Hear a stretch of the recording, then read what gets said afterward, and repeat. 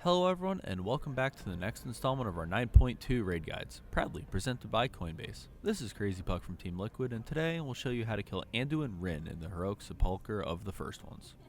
Apologies if you can hear a bit more background noise than usual today. This video is being recorded live from Team Liquid's Race to World First event. Anduin is a 3-stage encounter with intermissions between each. Stages 1 and 2, and both intermissions, are nearly identical except for one additional mechanic. Stage 3 shakes things up a bit. Let's jump right in, as this is a long fight with a lot of mechanics. In Stage 1, you'll be fighting Anduin, who will throw a bunch of abilities at you. When Anduin casts Hope Breaker, he'll slam his sword into the ground, dealing moderate raid-wide damage and applying a semi-permanent stacking dot. Domination Word Pain is a dot he'll apply randomly to players. Both of these just need to be healed through. Wicked Star will shoot a missile at a marked player, hitting anyone in its path and applying a nasty dot. We recommend putting a raid marker on one side of the platform. Have players targeted by Wicked Star shoot it towards the marker. The rest of the raid should just avoid that area so they don't get hit. Anduin's Befouled Barrier will put a large barrier on the ground. This will deal mild raid damage when it appears. The barrier absorbs 75% of any healing received by players within the barrier, up to a set limit that scales with raid size. If the barrier is not fully depleted within 30 seconds, it explodes, dealing massive raid-wide damage. Once the barrier appears, you'll want all available players to move inside of it, and have your healers just absolutely bomb AoE heals on the raid to clear the barrier as quickly as possible. On top of these abilities, Anduin has 2 more mechanics, both of which are far more impactful than the rest. Blasphemy will put a circle around every player in the raid.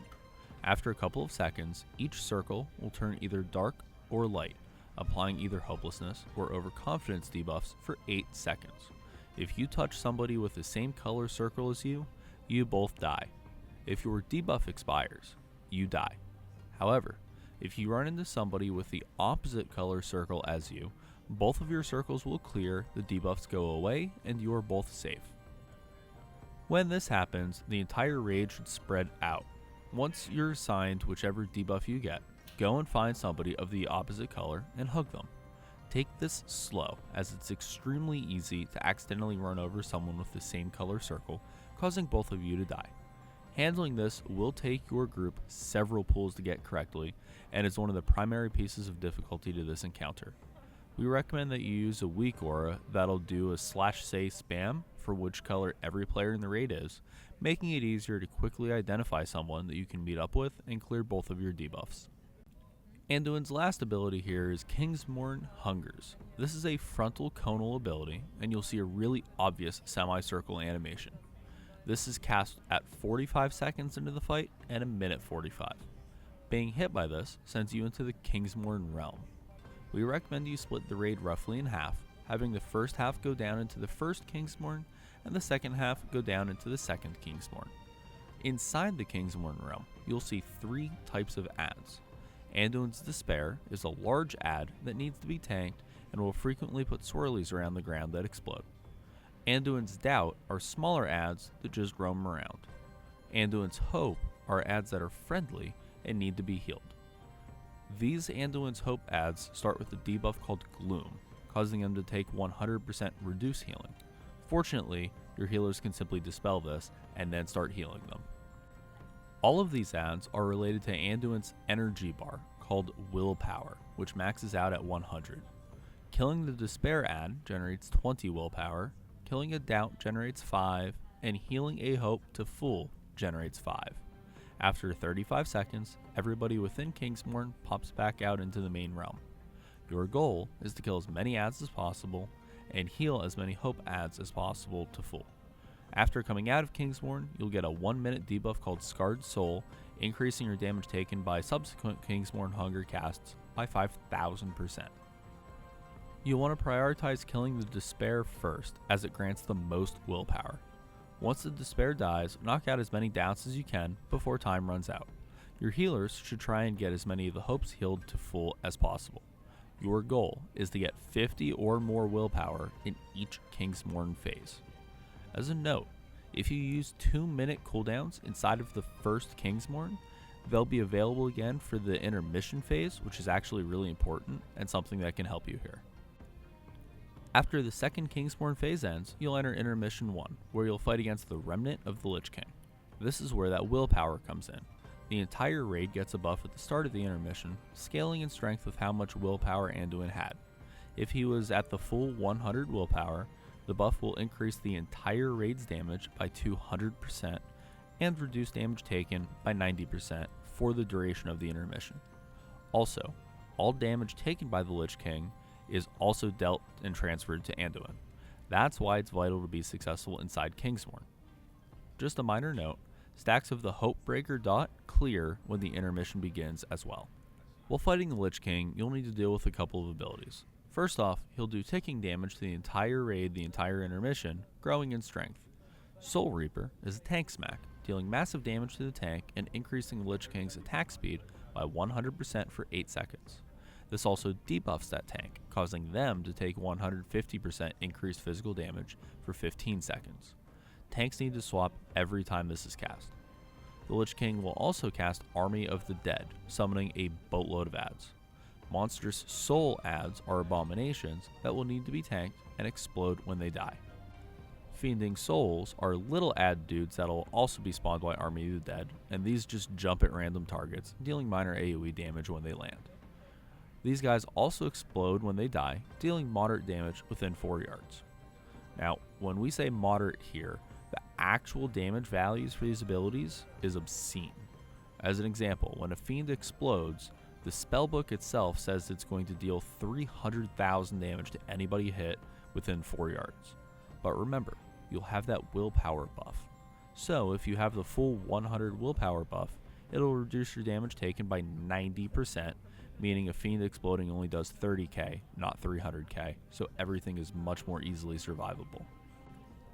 We recommend using Bloodlust on this first intermission and blowing every cooldown you have. Remember, if you have Anduin at 100 willpower, you'll be dealing triple damage here, so it's the most effective damage you'll get in the entire fight. You want ranged and healers loosely spread in a circle around the Lich King, so when a fiend dies, it doesn't explode on the entire ranged players at once. AoE down the adds and blast the Lich King as hard as you possibly can. Your goal is to get Anduin under 55% by the end of this first intermission. After 1 minute in the intermission, the Lich King will go away and you'll enter Stage 2. This is exactly like Stage 1, but with one added mechanic. You'll want to use the same groups for each Kingsborn as you did in Stage 1. Early out in Stage 2, 3 Grim Reflection adds will spawn. One will be in the center, and then there will be 2 others on the sides of the platform.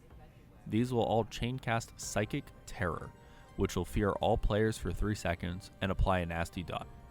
The cast itself is interruptible, and the adds themselves can also be hard crowd controlled. You should CC the 2 side adds and blow up the one in the middle first. Then, pick a side, pull Anduin to that add, blow it up, and then bring him to the third one. Other than these adds, Stage 2 is exactly the same as Stage 1, including the same timings. As a note, make sure the Wicked Stars do not hit these adds. If they do, the add will heal for 5% per second for 10 seconds and make them immune to crowd control for those 10 seconds. After the 2 Kingsborns that you'll get in Stage 2, you'll go into the second intermission. This is also almost exactly the same as the first intermission, but with one added mechanic. Here, you'll get lines of ghosts walking across the platform from various sides. Your raid will need to shift around to dodge these walls, as touching a ghost will basically kill you.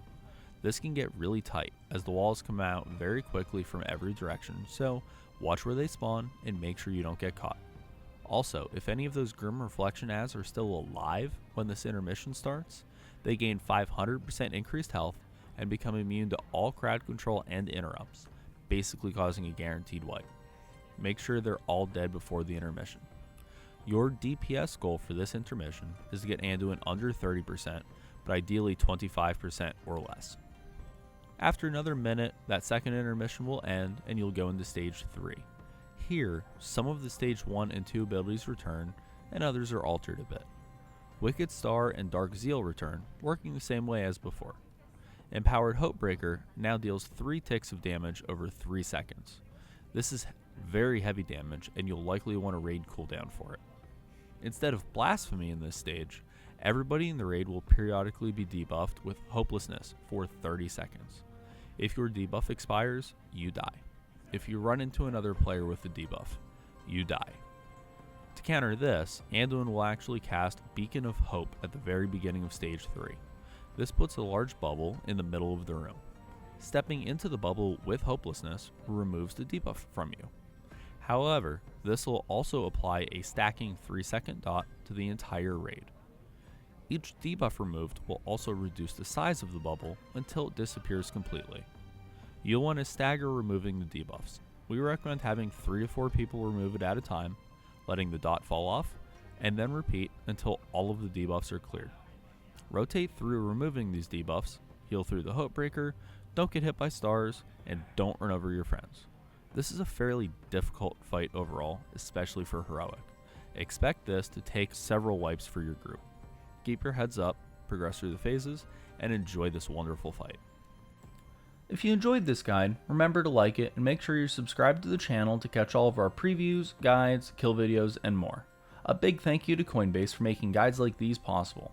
From everyone here at Team Liquid, have a great day, and we'll see you for the next video.